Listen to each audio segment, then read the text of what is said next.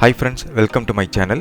Today நம்ம பார்க்க போற டுட்டோரியல் ஒரு பாத் ஒன்று பென் டூலில் வரைஞ்சிட்டு அந்த பாத் வழியாக ஒரு ஆப்ஜெக்டை வந்து எப்படி மூவ் பண்ணுறது வாங்க பார்க்கலாம். இங்கே பார்த்தீங்கன்னா 2 லேயர் வந்து நான் ரெடி பண்ணி வச்சுருக்கேன். ஏஐ ஃபைல் ஒன்று வந்து காரு, இன்னொன்று பார்த்தீங்கன்னா ரோடு பேக்ரவுண்டில்.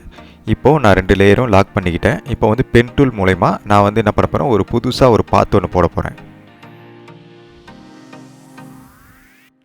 கரெக்டாக ஒரு பாத் ஒன்று ரெடி பண்ணுறேன்.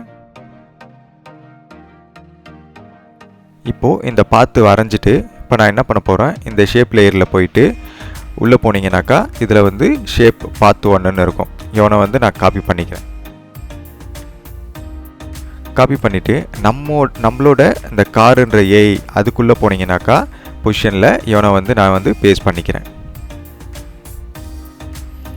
பேஸ்ட் பண்ண உடனே அதோட டைம்லைனில் எல்லாமே வந்துடுச்சு. இப்போ நான் என்ன பண்ண போகிறேன், இந்த லாஸ்ட்டாக இருக்க அவனை வந்து கிளிக் பண்ணி லாஸ்ட்டாக கொண்டு போய்க்கிறேன். கொஞ்சம் ஒரு 10 செகண்ட்ஸ் இருந்தால் நல்லாயிருக்கும்னு. இப்போ பார்த்தீங்கன்னா உங்களுக்கு கார் வந்து அந்த பாத் வழியாக போகும். ஆனால் கார் வந்து பொசிஷன் வந்து கரெக்டாக இல்லை.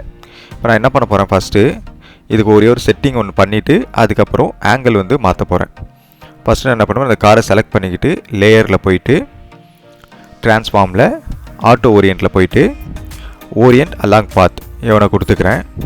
இப்போ என்ன பண்ண போகிறேன் அப்படின்னா, இப்போது காரை வந்து அதோட ரொட்டேஷனில் போயிட்டு டிகிரியில் போயிட்டு 90 டிகிரி வைக்கிறேன். 90 டிகிரி வச்சோடனே கார் வந்து அந்த பாத்தை பார்த்தா மாதிரி கரெக்டாக இருக்கும். இப்போ நான் ப்ளே பண்ணி பார்க்குறேன்.